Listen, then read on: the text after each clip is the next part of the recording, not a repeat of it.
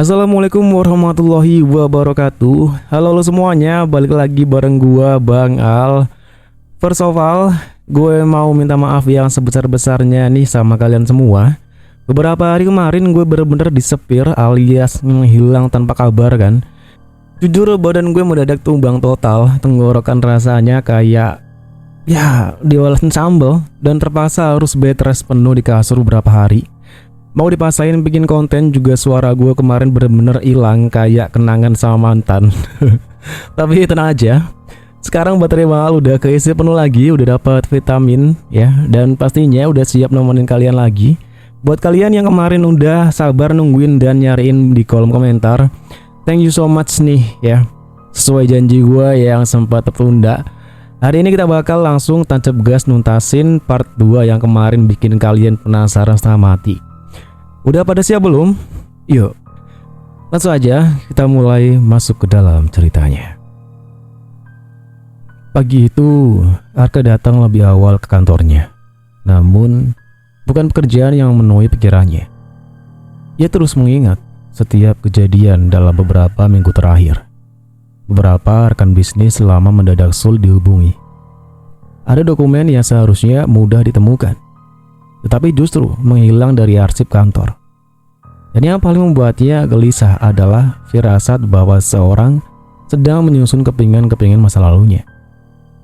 Arka meraih ponselnya, lalu menghubungi seorang yang sangat ia percaya. Rudy, datang ke ruanganku.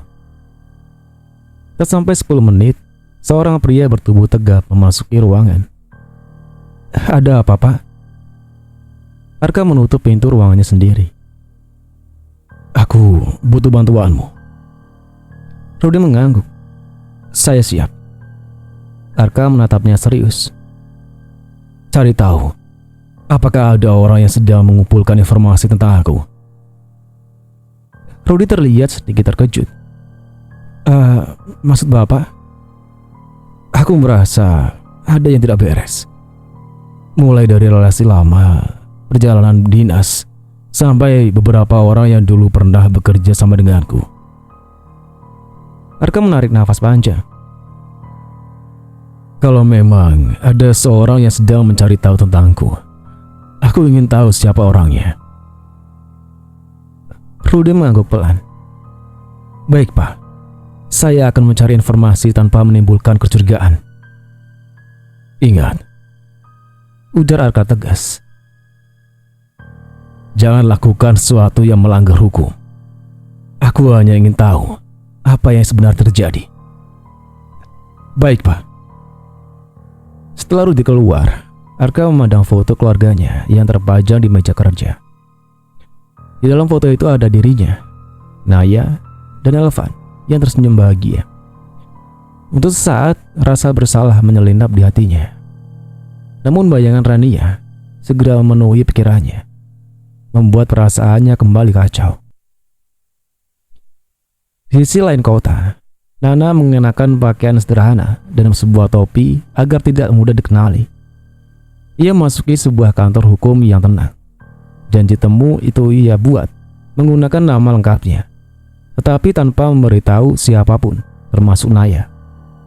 Seorang pengacara perempuan bernama Sinta menyambutnya dengan ramah. Silakan duduk, Nana. Nana meletakkan map dan sebuah flash disk di atas meja. Saya ingin berkonsultasi. Tentu, saya memiliki beberapa dokumen dan data. Saya belum ingin menggunakannya. Saya hanya ingin memastikan bahwa semua bukti ini diperoleh dengan cara yang benar dan bisa digunakan jika suatu hari kakak saya membutuhkannya. Sinta memperhatikan Nana dengan sesama. Lalu, apakah data ini diperoleh dengan cara melanggar hukum? Misalnya meretas akun, nyada percakapan, atau mengambil dokumen secara paksa? Nana menggeleng. Tidak. Semuanya diberikan secara sukarela oleh orang-orang yang memang memiliki akses terhadap dokumen mereka sendiri. Saya juga tidak memaksa siapapun. Sinta mengangguk pelan. Itu penting. Ia mulai meriksa beberapa dokumen. Kalau begitu, simpan semua dokumen asli dengan baik. Jangan mengubah isi file. Catat kapan dan dari siapa setiap dokumen diterima. Kalau suatu saat diperlukan, semua itu akan membantu menunjukkan bahwa dokumen tersebut memiliki riwayat yang jelas. Nana mendengarkan setiap penjelasan dengan sesama. Saya mengerti. Cinta lalu menutup map itu. Satu hal lagi. Nana menatapnya. Jangan terburu-buru menggunakan bukti hanya karena emosi. Gunakan ketika memang waktunya tepat dan tujuanmu adalah mencari keadilan, bukan balas dendam. Kalimat itu membuat Nana terdiam. Ia teringat wajah Naya, kakaknya yang masih berusaha menjalani hari-hari seperti biasa demi Elvan. Nana tersenyum tipis. Itu juga yang saya inginkan. Saya hanya ingin kakak saya memiliki pilihan ketika saatnya tiba. Sore harinya, Nana keluar dari kantor hukum dengan langkah lebih mantap. Ia merasa sedikit lega karena kini tahu bagaimana menjaga semua bukti yang telah dikumpulkannya. Namun tanpa ia sadari, sebuah mobil hitam terparkir di seberang jalan. Di dalamnya, Rudy yang mendapat tugas dari Arka sedang mengamati orang-orang yang keluar masuk ke kawasan tersebut. Pandangan Rudy sempat tertuju pada Nana, tetapi karena topi dan masker yang dikenakannya, ia tidak mengenali perempuan itu. Rudy hanya mencatat alamat kantor hukum tersebut sebelum menyalakan mesin mobil dan pergi. Sementara itu, Nana melangkah menuju kendaraannya tanpa mengetahui bahwa langkah Arka untuk mencari tahu kebenaran telah dimulai. 2 hari berlalu.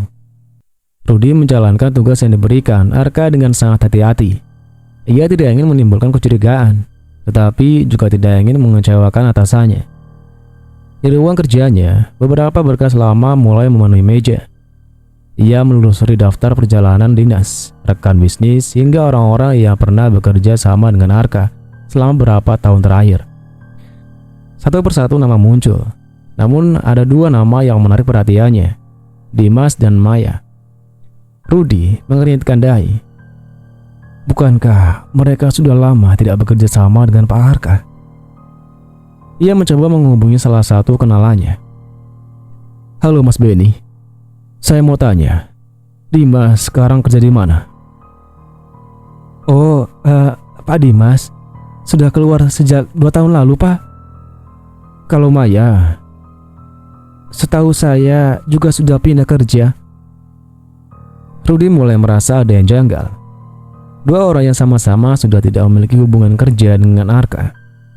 Namun keduanya pernah berada di lingkungan yang mengetahui banyak urusan perjalanan bisnis Arka. Apa mungkin? Rudy menggantung kalimatnya sendiri. Ia belum memiliki bukti apapun. Karena itu, ia memilih untuk tidak terburu-buru menyimpulkan. Malam harinya, Rudy melaporkan temuannya kepada Arka. Ada 2 nama yang menurut saya perlu diperhatikan. Siapa? Dimas dan Maya. Arka yang sedang memegang gelas kopi langsung terdiam. Tatapannya berubah. Maya. Ia masih mengingat perempuan itu. Seorang sekretaris yang teliti dan hampir selalu menyimpan salinan setiap dokumen pekerjaan. Sedangkan Dimas adalah rekan bisnis yang berapa kali ikut dalam perjalanan dinas perusahaan. Kenapa mereka? Mereka sudah tidak bekerja sama lagi dengan Bapak. Tapi keduanya punya akses terhadap cukup banyak informasi pada masalah itu. Arka menjamkan mata beberapa saat. Lanjutkan penyelidikan. Tapi ingat, aku tidak mau ada ancaman atau tindakan yang melanggar hukum kepada siapapun. Saya mengerti, Pak. Meski berkata demikian, hati Arka semakin gelisah. Ia mulai bertanya-tanya, apakah masa lalunya benar-benar mulai terbongkar. Sementara itu, Nana akhirnya memutuskan pulang ke kampung halaman. Sudah terlalu lama ia mendam semuanya sendirian. Sampainya di rumah, ayah dan ibunya menyambut dengan penuh kebahagiaan. Nana datang? Seru sang ibu sambil meluk putri bungsunya. Ayah tersenyum hangat. Mana Naya? Sama Elvan tidak ikut? Nana memaksakan senyum. Mereka di rumah ya. Sepanjang siang, Nana berusaha menikmati kebersamaan bersama kedua orang tuanya.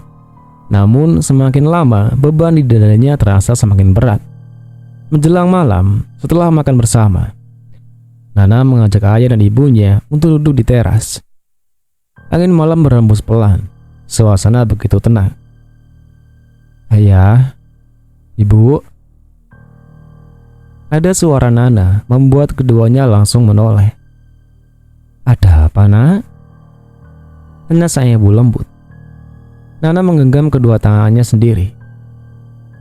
Sebenarnya ada sesuatu yang ingin Nana sampaikan. Ayah mulai terlihat serius. Soal Naya. Nana mengangguk perlahan. Iya. Belakangan ini kan Naya sedang menghadapi masalah yang cukup besar. Wajah ibu langsung berubah cemas. Masalah apa? Nana menundukkan kepala. Maaf, untuk sekarang Nana belum bisa menjelaskan semuanya. Bukan karena Nana tidak percaya ayah dan ibu, tapi Nana ingin memastikan semuanya benar terlebih dahulu. Ayah menghela nafas panjang. Apakah Nana baik-baik saja? Alhamdulillah, dia masih kuat kok. Elvan juga sehat. Mendengar itu, ibu sedikit lega. Nak, kamu tidak sedang menghadapi semua ini sendirian kan? Pertanyaan itu membuat mata Nana mulai berkaca-kaca. Tidak bu, tapi Nana memang sedang berusaha membantu ayah. Ayah menatap putri bungsunya dengan penuh kebanggaan. Kamu sudah dewasa, tapi ingat, jangan memikul semua beban sendirian. Kalau memang waktunya tiba, ceritakan semuanya kepada ayah dan ibu. Kita hadapi bersama. Air mata Nana akhirnya jatuh. Ia memeluk kedua orang tuanya erat. Terima kasih. Di dalam hati, Nana berjanji, jika semua bukti sudah lengkap, jika waktunya sudah tepat, ayah dan ibunya akan menjadi orang pertama yang mengetahui seluruh kenyataan. Di kota yang berbeda, Arka berdiri di depan jendela kantornya. Ponselnya berdering. Sebuah pesan masuk dari nomor yang tidak dikenal. Isinya hanya satu kalimat. Rahasia yang disimpan terlalu lama, pada akhirnya akan menemukan jalannya sendiri. Arka membaca pesan itu berulang kali. Tangannya perlahan mengepal. Untuk pertama kalinya sejak semua itu mulai, ia benar-benar merasa bahwa waktunya semakin sempit. Malam itu, suasana ruang kerja Arka terasa lebih sunyi dari biasanya. Tatapannya tak lepas dari layar ponsel yang masih menampilkan pesan misterius. Tak ada nama pengirim, tidak ada foto profil, hanya nomor yang belum pernah ia lihat sebelumnya. Arka segera menekan tombol panggil. Nomor yang dituju sudah tidak dapat dihubungi. Ia mencoba lagi, hasilnya tetap sama. Nomor itu seolah sudah tidak aktif. Arka kemudian menghubungi Rudy. Besok pagi ke kantor lebih awal. Baik pak. Aku mau kamu cari tahu asal nomor ini. Rudy menerima tanggapan layar pesan tersebut. Saya akan mencoba telusuri pak. Tapi kalau nomor itu memakai kartu prabayar yang sudah tidak aktif, kemungkinan hasilnya terbatas. Tidak apa-apa. Cari semua kemungkinan. Setelah sambungan berakhir, Arka duduk terdiam. Untuk pertama kalinya, ia merasa kehilangan kendali. Ia mulai mengingat satu persatu orang yang mungkin mengetahui hubungannya dengan Rania, Dimas, Maya, beberapa rekan bisnis, pengawal hotel, atau apakah ada orang lain yang selama ini luput dari ingatannya. Keesokan harinya, Rudy mulai menelusuri nomor tersebut melalui jalur yang legal. Namun hingga siang hari, ia belum menemukan petunjuk yang berarti. Nomor itu telah dinonaktifkan sesaat setelah pesan dikirim. Rudy hanya bisa melaporkan hasil sementara kepada Arka. Belum ada identitas yang bisa dipastikan. Arka mengembuskan nafas pelan. Lanjutkan, kalau ada perkembangan. Di sisi lain kota, Nana mengantar Elvan ke sebuah taman bermain. Setelah Elvan asik bermain, Nana duduk di bangku taman sambil menikmati suasana. Tak jauh darinya, seorang perempuan parubaya sedang memperhatikan Elvan. Perempuan itu tiba-tiba tersenyum. Anak itu mirip sekali dengan ayahnya. Nana menoleh sopan. Ibu kenal keluarga kami. Perempuan itu mengangguk pelan. Namaku Bulustari. Dulu aku bekerja di sebuah restoran keluarga. Nana tersenyum ramah. Oh begitu. Tunggu. Bulustari memperhatikan wajah Nana lebih lama. Kamu adiknya Banaya ya? Ya iya bu. Ekspresi Bulustari mendadak berubah ragu, seolah ada sesuatu yang ingin ia katakan. Ada apa ya bu? Perempuan itu menarik nafas panjang. Sebenarnya sudah lama aku ingin menyamakan ini, tapi aku tidak tahu harus kepada siapa. Jantung Nana berdegup lebih cepat. Silakan bu. Beberapa tahun lalu, aku beberapa kali melihat Mas Arka datang ke restoran tempatku bekerja. Nana tetap diam. Awalnya, aku pikir beliau sedang rapat, tapi yang datang bersamanya selalu perempuan yang sama. Perempuan itu bukan Mbak Naya. Nana menatap Bulustari tanpa berkedip. Ibu yakin? Sangat yakin. Aku bahkan pernah melayani mereka secara langsung. Mereka datang bukan untuk urusan pekerjaan. Mereka makan malam, bercanda, bahkan pernah merayakan ulang tahun perempuan itu. Nana mencoba tetap tenang. Apakah ibu masih ingat kapan kejadiannya? Ya, kurang lebih 3 tahun lalu. Bulustari kemudian membuka galeri foto di ponselnya. Aku memang suka memotret dekorasi restoran untuk koleksi pribadi. Ia memperlihatkan salah satu foto. Di sudut gambar yang berfokus pada dekorasi ulang tahun, tampak 2 sosok yang sedang duduk berdampingan. Wajah mereka memang tidak terlalu jelas, namun cukup dikenali. Arka dan Rania. Nana menahan nafas. Foto itu bukan bukti utama, tetapi menjadi penguat bahwa hubungan mereka berlangsung jauh lebih lama daripada yang dibayangkan.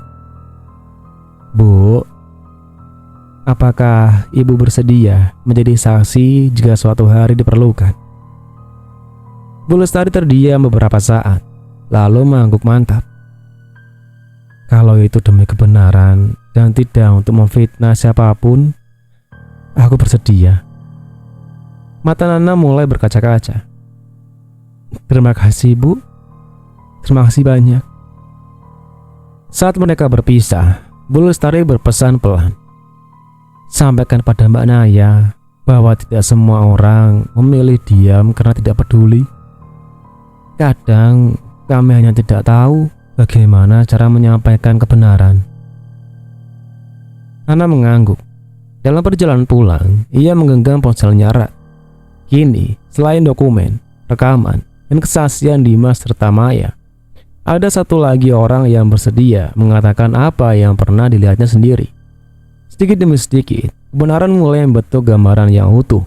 Sementara itu, di kantornya, Arka berdiri memandangi hujan di balik jendela. Entah mengapa, perasaannya semakin tidak tenang. Ia belum tahu siapa yang sedang mengumpulkan kepingan masa lalunya. Namun ia mulai sadar, orang itu tidak sedang bergerak dengan tergesa-gesa, melainkan dengan sangat sabar, hati-hati, dan terencana. Malam itu, Arka kembali mengunjungi apartemen Rania. Namun, berbeda dari biasanya. Wajah Arka tampak pucat. Ia berapa kali melihat ponselnya, seolah menunggu sesuatu. Rania yang sejak tadi memperhatikannya akhirnya bertanya, "Mas, sebenarnya ada apa?" Arka terdiam beberapa saat, lalu ia menyerahkan ponselnya kepada Rania. "Lihat ini." Rania membaca pesan misterius yang diterima Arka. Rahasia yang disimpan terlalu lama pada akhirnya akan menemukan jalan sendiri. Seketika wajah Rania berubah. "Siapa yang kirim?" "Aku juga belum tahu." "Tapi kamu sudah cari?" "Sudah. Nomornya sudah tidak aktif." Rania mulai menggigit bibirnya sendiri. "Mas, jangan-jangan ada yang benar-benar tahu tentang kita." Arka menggeleng, meski suaranya terdengar tidak seyakin biasanya. "Belum tentu. Tapi kenapa baru sekarang muncul pesan seperti ini?" desak Rania. Ruangan menjadi sunyi. Rania mulai mengingat semua kejadian beberapa minggu terakhir. Arka terlihat lebih sering melamun, beberapa kali membatalkan pertemuan. Bahkan kini menyuruh Rudy mencari tahu siapa yang sedang menyelidikinya. Perasaan takut perlahan menyelimuti dirinya. Kalau sampai Naya tahu semuanya... Naya sudah curiga. Rania menatap Arka dengan mata membesar. "Apa?" "Aku yakin dia sudah tahu sebagian. Tapi dia belum pernah membicarakannya." Kalimat itu justru membuat Rania semakin panik. Mas. Kalau begitu kita bagaimana?" Arka tidak mampu menjawab. Untuk pertama kalinya, ia merasa semua kebohongan yang selama ini ia bangun mulai retak. Di rumah, Naya sedang membereskan ruang kerja kecil milik Nana. Adiknya sedang pergi menjemput Elvan ke tempat les menggambar. Nana memang paling berantakan kalau soal berkas, umum Naya sambil tersenyum kecil saat hendak menyusun beberapa map kerak. Satu map berwarna coklat terjatuh, isinya berserakan di lantai. Aduh, ya Allah. Naya segera berjongkok untuk mengambilnya, namun tangannya mendadak terhenti. Di salah satu lembar dokumen tertulis nama Arka. Ia mengernyitkan dahinya. Ini apa? Semakin banyak lembar yang ia baca, semakin lemas tubuhnya. Fotokopi perjalanan dinas, catatan di hotel, beberapa foto, salinan percakapan yang diperoleh secara sah dari orang yang menyimpannya. Dan di sudut setiap dokumen ada tulisan tangan Nana, tanggal diterima, nama pemberi dokumen, keterangan singkat. Air mata Naya mulai mengalir. Ia membuka halaman berikutnya. Di sana terdapat sebuah catatan kecil dengan tulisan tangan Nana. Semua ini bukan untuk membalas dendam. Semua ini supaya Kak Naya tidak pernah merasa sendirian. Kalau suatu hari kakak memilih bertahan, bukti ini akan tetap kusimpan. Kalau suatu hari kakak memilih pergi, kakak berhak mengetahui seluruh kenyataan. Tangan Naya bergetar hebat. Ia menutup mulutnya agar tangisnya tidak terdengar.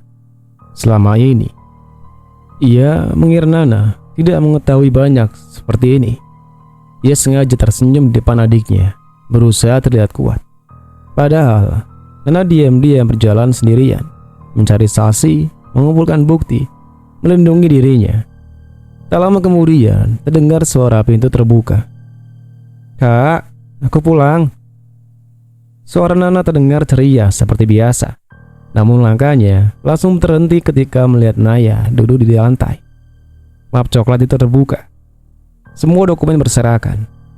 Wajah Nana langsung pucat. "Kak." Naya perlahan berdiri, matanya sembab. Kamu sudah berapa lama kamu melakukan semua ini?" Nana menundukkan kepala. Ia tahu saat semuanya yang selama ini ia hindari akhirnya tiba. Maaf kak, aku tidak bermaksud menyembunyikannya darimu. Aku hanya belum ingin menambah beban pikiran kakak. Naya berjalan mendekat. Air matanya kembali jatuh. Kenapa? Kenapa kamu menanggung semua ini sendirian? Nana tidak mampu lagi menahan tangis. Aku gak tega melihat kakak terus disakiti. Aku juga gak mau ayah dan ibu khawatir sebelum semuanya jelas. Aku cuma ingin memastikan kalau suatu hari kakak mengambil keputusan apapun, kakak punya kebenaran di tangan. Naya memeluk adiknya erat. Tangis keduanya pecah. Aku minta maaf. Aku terlalu sibuk menyembunyikan lukaku sampai tidak sadar adikku ikut terluka. Nana menggeleng sambil menangis. Kakak tidak pernah sendiri kok. Aku akan selalu ada. Begitu juga ayah dan ibu. Beberapa saat kemudian, Elvan masuk ke rumah sambil membawa hasil gambarnya. Mama, Tante Nana. Melihat keduanya berpelukan sambil menangis, Elvan menghampiri dengan wajah bingung. Mama sedih. Naya segera mengusap air matanya dan berlutut memeluk putranya. Enggak sayang. Mama cuma lagi dipeluk tante. Elvan ikut memeluk mereka berdua. Tiga-tiganya peluk. Ayah dan Nana saling berpandangan. Di tengah luka yang begitu dalam, pelukan kecil Elvan menjadi pengingat bahwa mereka masih memiliki alasan untuk tetap kuat. Dan sejak malam itu, Naya tidak lagi menghadapi kenyataan seorang diri. Kini, ia tahu bahwa di sisinya ada seorang adik yang diam-diam telah berjuang mempertaruhkan tenaga, waktu, dan keberaniannya demi melindunginya. Malam semakin larut. Setelah Elvan tertidur terlelap di kamarnya, rumah kembali dipenuhi keheningan.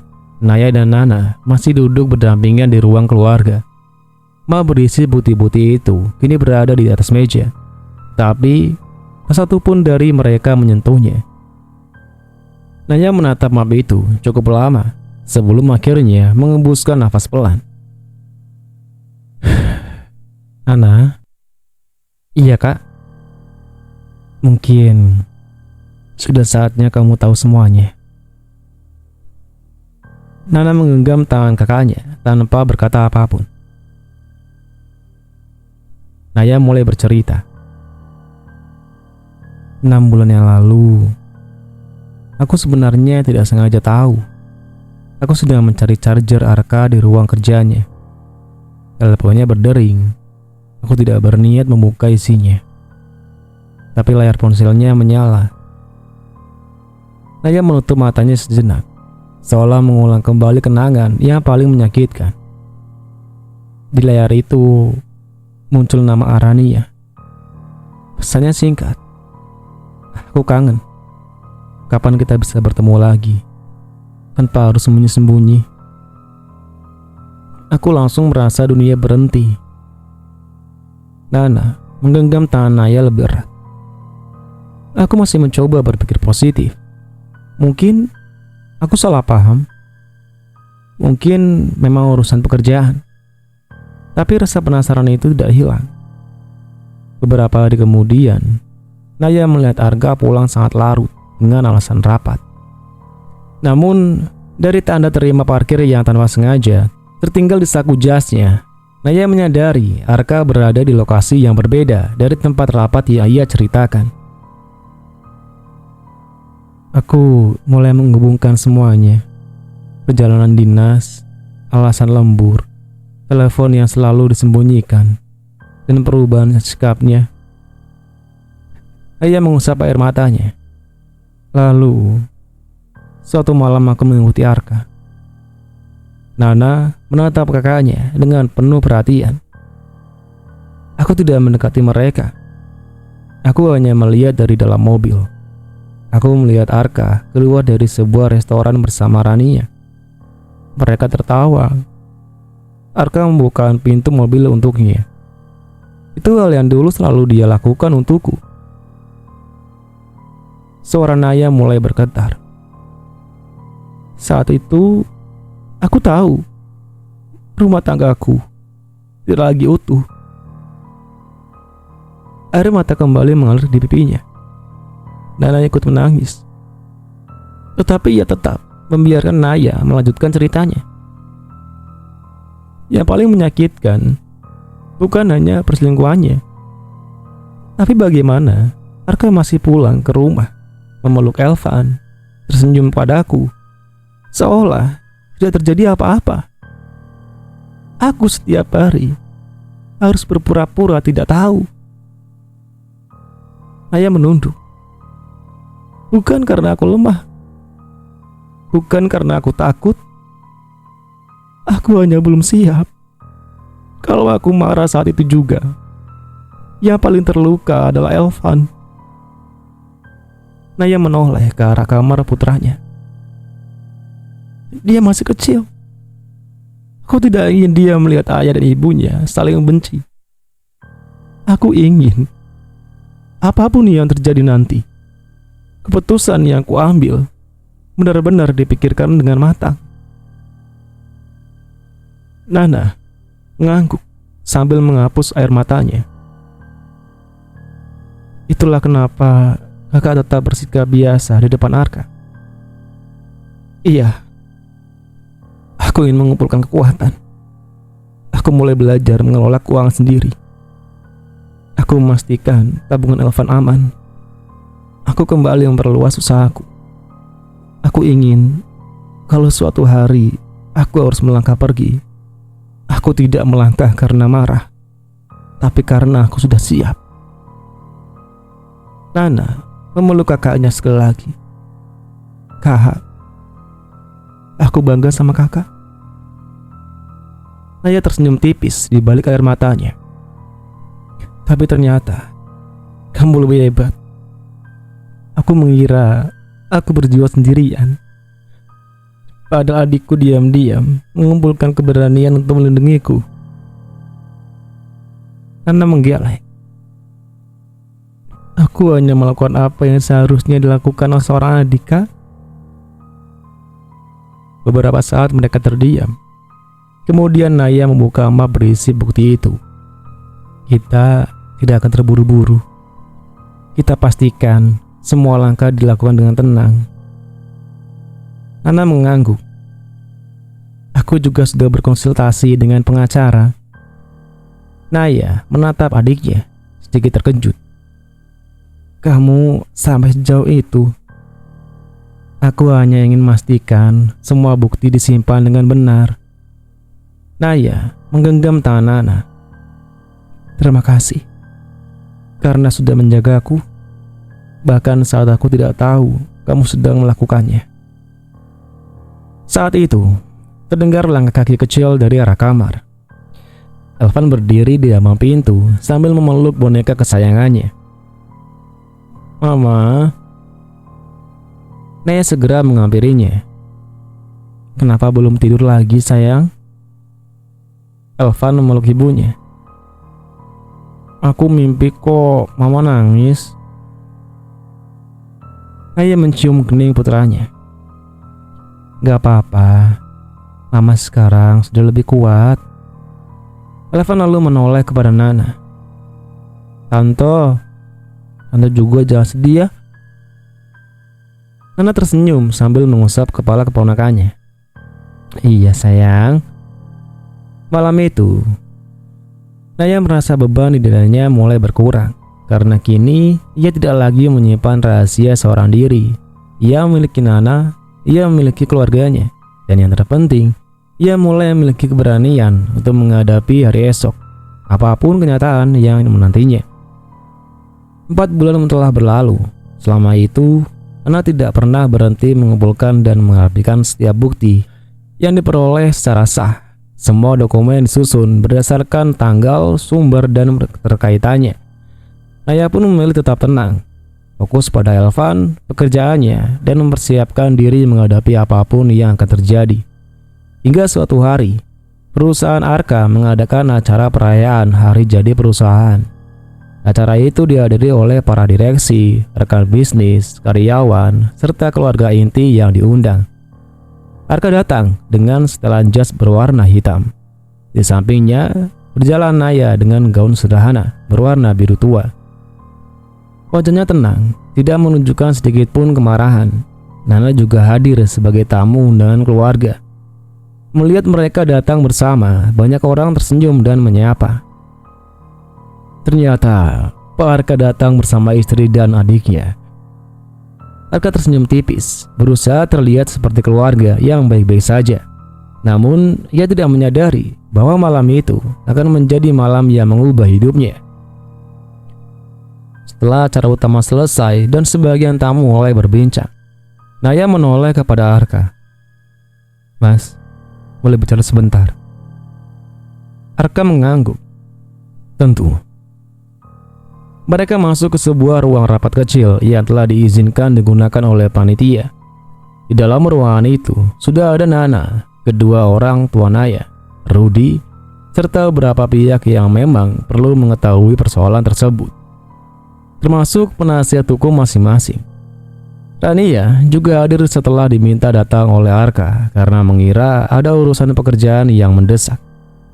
Begitu pintu ditutup, suasana langsung berubah hening. Arka mengerenyit.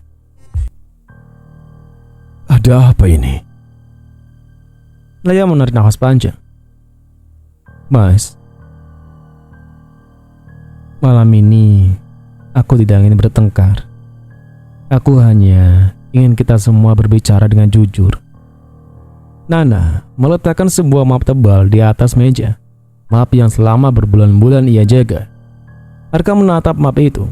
Entah mengapa jantungnya berdegup semakin cepat. Nana membuka map tersebut.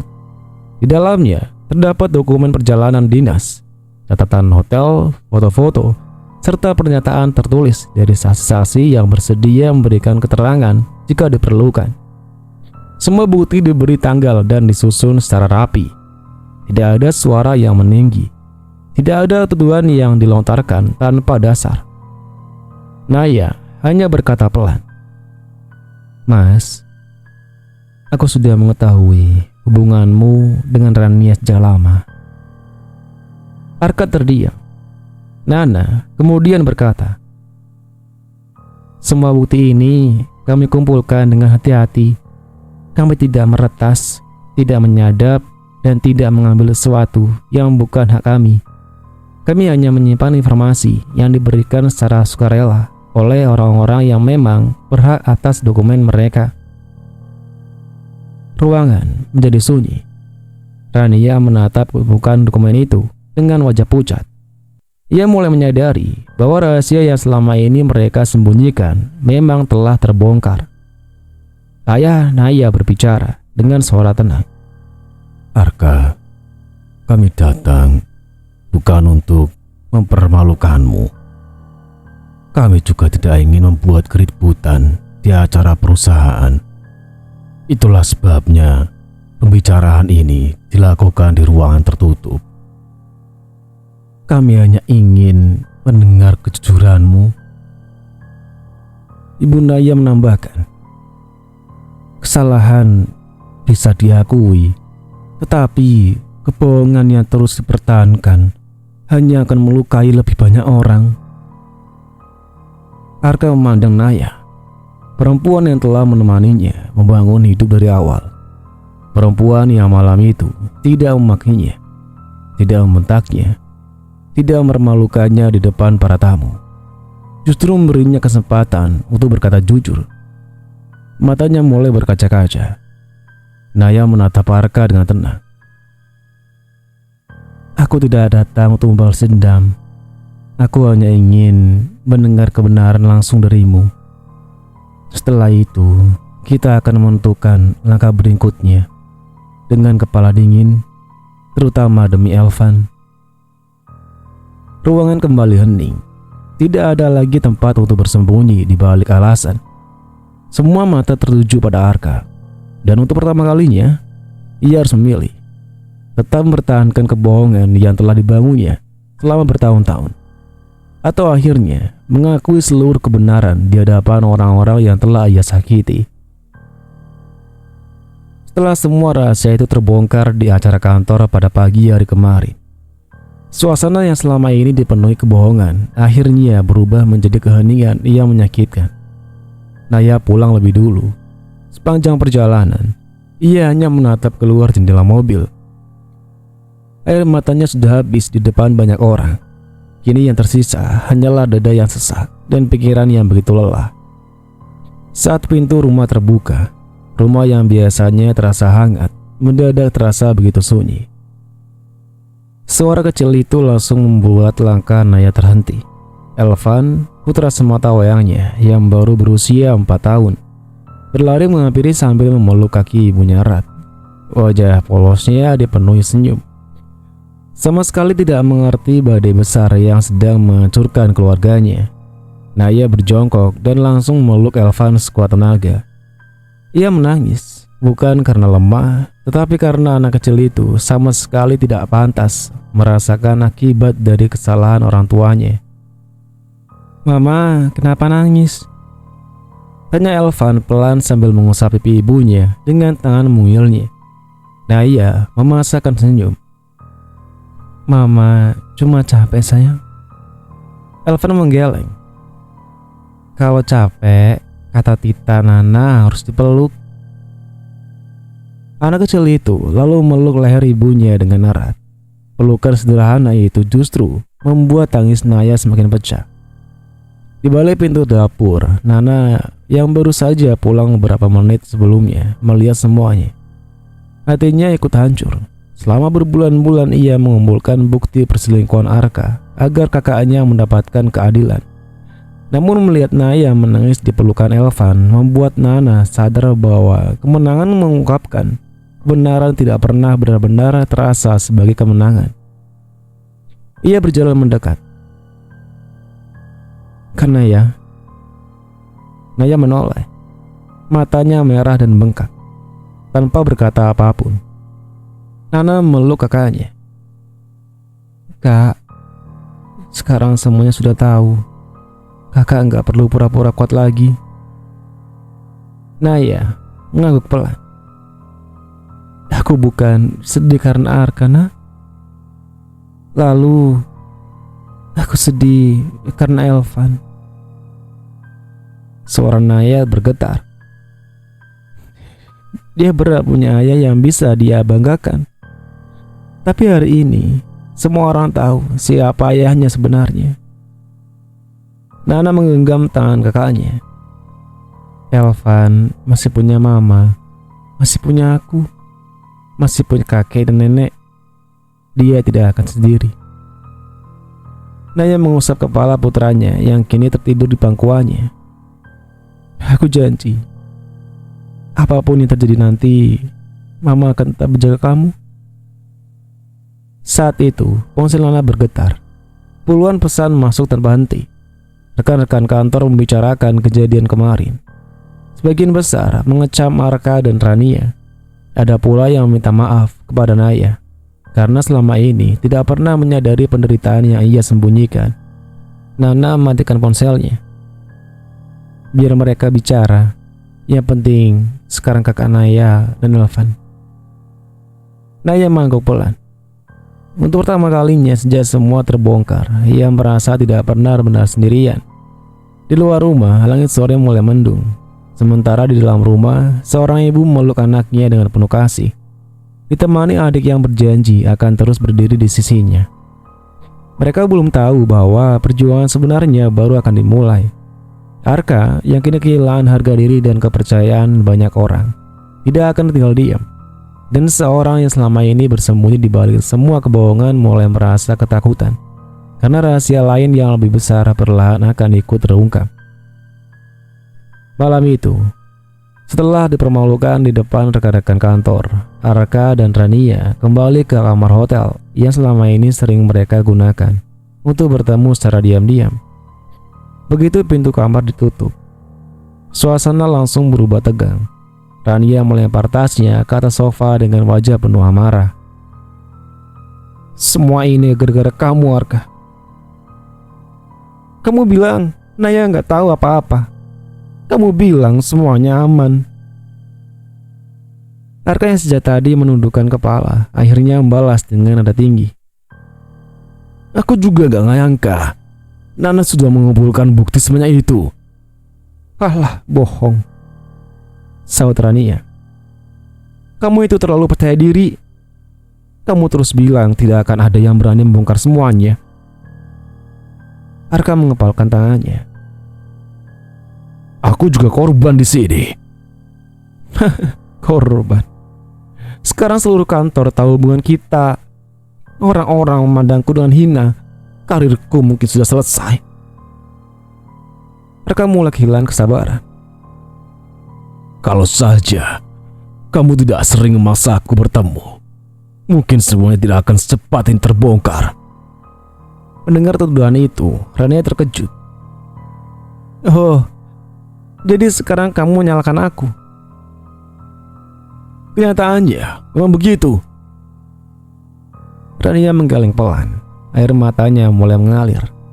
Bukan hanya karena malu, tetapi juga karena ia sadar bahwa Arka mulai melepaskan tanggung jawab. Selama ini, kamu yang selalu bilang akan meninggalkan Naya. Kamu yang membuat semua janji itu. Arka terdiam. Ia tidak mampu menjawab. Ruangan itu dipenuhi keheningan yang menyesakan. Tidak ada lagi tawa atau janji-janji indah seperti sebelumnya. Yang tersisa hanyalah penyesalan, saling menyalahkan, dan kenyataan bahwa kebohongan mereka telah runtuh. Di sisi lain kota, Naya sedang memeluk Elvan yang telah tertidur dengan tenang. Nana duduk di samping mereka, memastikan kakaknya tidak menghadapi semua ini sendirian. Malam itu menjadi titik balik bagi semua orang. Naya mulai menata kembali hidupnya bersama keluarga yang mendukungnya. Sementara Arka dan Rania harus menghadapi akibat dari keputusan-keputusan yang telah mereka buat. 2 hari setelah semua kebohongan Arka terbongkar di hadapan seluruh rekan kerja, rumah Naya kembali diselimuti suasana tenang. Namun, ketenangan itu tidak benar-benar menghapus luka yang masih membekas. Pagi itu, Naya sedang menemani Elvan menyusun bolok-bolok mainan di ruang keluarga. Sesekali senyum tipis menghiasi wajahnya ketika melihat putranya tertawa riang. Di dapur, Nana sedang menyiapkan sarapan. Tiba-tiba, bel rumah berbunyi. Nana mengerenyit. Siapa pagi-pagi begini? Ia berjalan menuju pintu depan. Begitu membuka pintu sedikit, wajahnya langsung berubah dingin. Di depan pagar berdiri Arka. Wajah pria itu tampak kusut. Matanya sembab, seolah kurang tidur selama beberapa malam. Janggut tipis mulai tumbuh tanpa terurus. Nana, ucapnya lirih. Nana tidak menjawab. Aku mau bertemu Naya. Tidak bisa. Tolong, cuma sebentar. Nana tetap berdiri di depan pintu. Mas Arka. Kak Naya sudah terlalu banyak menangis karena Mas. Aku cuma ingin minta maaf. Minta maaf tidak akan menghapus semua yang sudah Mas lakukan. Arka menundukkan kepala. Aku sadar. Aku benar-benar salah. Dari dalam rumah, Naya mendengar suara yang sangat dikenalnya. Jantungnya berdegup kencang. Ia melangkah perlahan menuju teras. Begitu mata mereka bertemu, suasana menjadi hening. Arka memandang Naya dengan penuh penyesalan. Naya berdiri tanpa ekspresi. Aku datang untuk meminta maaf. Naya menghela nafas panjang. Permintaan maafmu terlambat, Arka. Aku sangat menyesal. Penyesalanmu datang setelah semua orang tahu. Arka terdiam. Aku benar-benar ingin memperbaiki semuanya. Naya menggeleng pelan. Ya hancur bukan cuma kepercayaanku, Mas. Tatapan Naya mulai berkaca-kaca. Rumah tangga kita, keluarga kita, dan masa kecil Elvan. Arka menggigit bibirnya. Berikan aku suatu kesempatan. Belum sempat Naya menjawab, terdengar suara langkah kaki kecil. Papa? Elvan berlari ke arah pintu dengan wajah penuh kegembiraan. Arka spontan berlutut dan membuka kedua tangannya. Namun sebelum Elvan sampai, Naya dengan lembut menggendong putranya. Sayang, masuk dulu sama mama. Loh, itu papa. Iya nak, papa pulang. Naya tersenyum tipis, meski hatinya terasa diremas. Belum. Elvan yang belum mengerti apapun hanya mengangguk pelan lalu memeluk leher ibunya. Melihat itu, mata Arka kembali dipenuhi air mata. Ia sadar bukan hanya kehilangan kepercayaan istrinya, tetapi juga mulai kehilangan momen sederhana bersama anaknya. Nana melangkah maju. Mas Arka. Arka mengangkat wajahnya. Kalau benar Mas Arka menyesal, buktikan dengan menghormati keputusan Kanaya. Aku jangan paksa dia maafkan sekarang. Arka terdiam. Nana melanjutkan dengan suara tegas. Selama ini Kanaya diam bukan karena bodoh. Dia diam karena ingin menjaga keluarganya. Tapi Mas justru menyanyiakan pengorbanannya. Arka tidak mampu membantah. Ia memandang sekali lagi ke arah Naya. Naya, apa masih ada harapan? Naya mengusap rambut Elvan yang mulai tertidur di pundaknya. Aku belum bisa menjawab itu. Tapi mulai hari ini, jangan datang ke rumah ini tanpa kabar. Berikan aku waktu untuk menenangkan hati dan melindungi Elvan. Arka mengangguk pelan. Dengan langkah berat, ia berbalik meninggalkan rumah yang dulu selalu menyambut kepulangannya. Kini, pintu itu masih berdiri di tempat yang sama. Namun bukan lagi pintu yang bisa ia buka suka hati. Dari balik jendela, Nana memperhatikan mobil Arka yang perlahan menghilang di ujung jalan. Ia menoleh kepada kakaknya. Kak. Naya menarik nafas panjang. Aku tidak tahu masa depan seperti apa yang menunggu. Tapi satu hal yang pasti, aku tidak akan lagi membiarkan kebohongan masuk ke rumah ini. Di kejauhan, Arka menggenggam setir mobil dengan tangan gemetar. Ia sadar meminta maaf adalah langkah pertama. Tetapi mendapatkan kembali kepercayaan yang lelah ia hancurkan mungkin membutuhkan waktu yang sangat panjang, atau bahkan tidak akan pernah terjadi. Pagi itu, terdengar langkah kecil dari arah kamar. Nenek. Elvan berlari memeluk neneknya dengan riang. Seketika suasana menjadi sedikit lebih hangat. Nenek datang. Iya sayang, jawab sang nenek sambil mengangkat cucunya ke dalam pelukan. Elvan lalu menoleh kepada kakeknya. Kakek juga datang. Tentu, kakek kangen sama jagoan kecil. Elvan tertawa polos. Belum memahami sepenuhnya persoalan yang sedang dihadapi keluarganya. Melihat senyum cucunya, sang ayah menarik nafas panjang. Anak sekecil ini tidak boleh kehilangan kasih sayang hanya karena kesalahan orang dewasa. Nana mengangguk setuju. Siang itu mereka makan bersama. Meski suasana belum benar-benar ceria, kehadiran ayah dan ibu membuat rumah yang sempat terasa kosong kembali dipenuhi kehangatan. Setelah Elvan tertidur siang, ayah mengajak Naya dan Nana berbicara di ruang tamu. Naya. Iya ya. Ayah tidak akan memaksamu mengambil keputusan apapun. Naya menatap ayahnya. Kalau kamu ingin berpisah, ayah akan mendukungmu. Kalau kamu ingin mempertimbangkan jalan lain, ayah juga akan menghormatimu.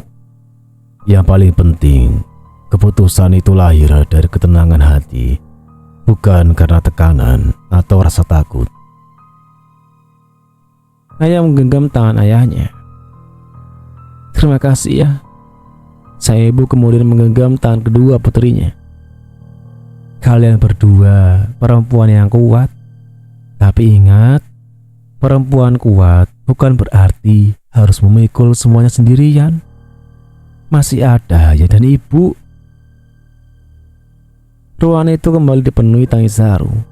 Nana memeluk kakaknya dari samping. Kita hadapi semuanya bersama. Menjelang sore, ayah keluar ke teras. Ia memandang langit yang mulai berubah jingga.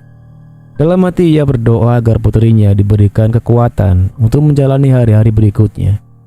Ia tahu luka di hati Naya tidak akan sembuh dalam semalam. Namun ia juga yakin, selama keluarga tetap saling menggenggam tangan, tidak ada badai yang terlalu besar untuk dihadapi sendiri. Di dalam rumah, terdengar tawa kecil Elvan yang baru bangun tidur dan berlari menghampiri ibu, tante, kakek, dan neneknya. Di tengah luka yang belum sembuh, tawa anak kecil itu menjadi pengingat bahwa masih ada harapan untuk membangun kehidupan yang lebih baik dari masa depan. 3 bulan telah berlalu sejak perselingkuhan Arka terbongkar di hadapan rekan-rekan kantor. Selama 3 bulan itu, kehidupan Naya berubah perlahan. Ia mulai kembali bekerja dengan tenang. Elvan kembali ceria berkat kasih sayang mama, tante Nana, serta kakek dan nenek yang bergantian menemaninya. Meski luka di hati Naya belum sepenuhnya sembuh, ia tidak lagi menghabiskan malam-malamnya dengan tangisan.